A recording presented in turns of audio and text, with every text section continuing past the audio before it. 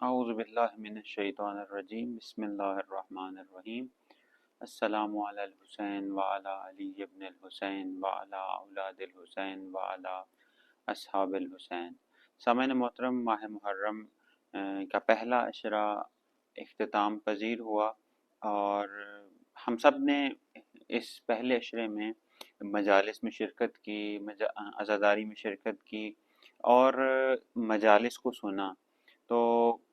معمولاً یہ تاثر پایا جاتا ہے کہ 10 محرم کے بعد ہمارا کام ختم ہو گیا، شام غریباں منا کے ہم حسین کو الوداع کر دیتے ہیں اور یہ اظہار بھی کرتے ہیں کہ انشاءاللہ اگر زندگی رہی اے حسین تو اگلے برس آپ کا غم منائیں گے۔ آیا 10 محرم تک امام حسین علیہ السلام کا ذکر مقید ہے؟ جس طرح میں نے پہلے بھی عرض کیا ہے کہ ہم نے امام حسین علیہ السلام کو 10 محرم تک اور امام بارگاہوں میں مقید کر دیا ہے۔ ہم نے امام حسین علیہ السلام کو ان 10 دنوں کی قید سے باہر لے کے آنا ہے اور امام بارگاہوں کی قید سے باہر لے کے آنا ہے۔ اب ان 10 دنوں کی قید سے باہر لانے سے مراد یہ کہ ہم نے سارا سال اس ذکر کو کرنا ہے۔ بس ہم نے ان 10 دنوں میں درس لینا ہے، چونکہ ہماری درسگاہ کا نام کربلا ہے، اور ان 10 دنوں میں ہم نے درس لینا ہے، درس لے کے پھر اس درس کو سارا سال عملی کرنا ہے، اس معلم کے ساتھ اور اس معلم کے دیے ہوئے درس کے ساتھ۔ ہم سب کچھ کرتے ہیں، ذکر سید الشہداء اپنے گھروں میں نہیں کرتے۔ ہم ہر کسی کو اپنے گھر میں دعوت دیتے ہیں لیکن سید الشہداء کو اپنے گھر میں دعوت نہیں دیتے۔ اس سب سے بڑی مظلومیت، معصومین کی سب سے بڑی مظلومیت ائمہ کی یہ نہیں کہ ان کے اوپر ظلم ہوا، بلکہ سب سے بڑی مظلومیت ائمہ کی یہ ہے کہ ان کے چاہنے والے ان کو اپنے گھروں میں دعوت نہیں دیتے۔ جب ہم اس طریقے سے ائمہ کو اپنے گھروں میں دعوت نہیں دیں گے تو ہم کس طریقے سے یہ کہہ سکتے ہیں کہ خدایا ہماری زندگی امام حسین علیہ السلام کی طرح کی ہو، ہماری زندگی میں حسینی ویلیوز ہوں، ہماری زندگی میں حسینی اقدار ہوں، ہماری زندگی میں زینبی کردار ہو، ہماری زندگی میں زینبی اقدار ہو۔ تو اگر ہم نے اپنی زندگی میں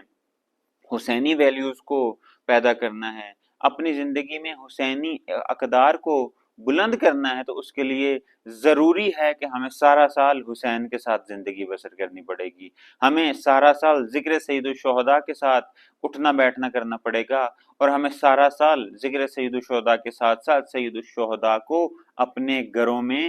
دعوت دینی ہوگی۔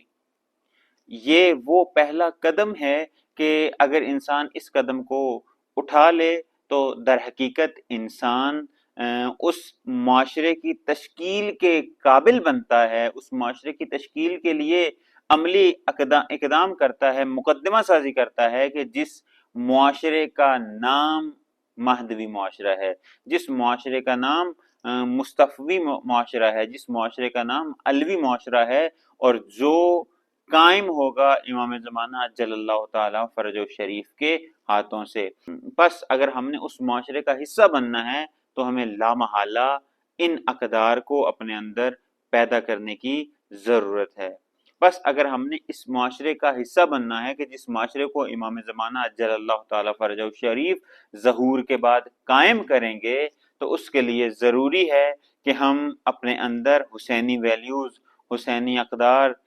زینبی ویلیوز، زینبی اقدار کو اجاگر کریں اور کربلا کو اپنے اندر ایجاد کریں، کربلا کو اپنے اندر بپا کریں، اور کربلا کو اپنے لیے آئینہ قرار دیں، کربلا کو اپنے لیے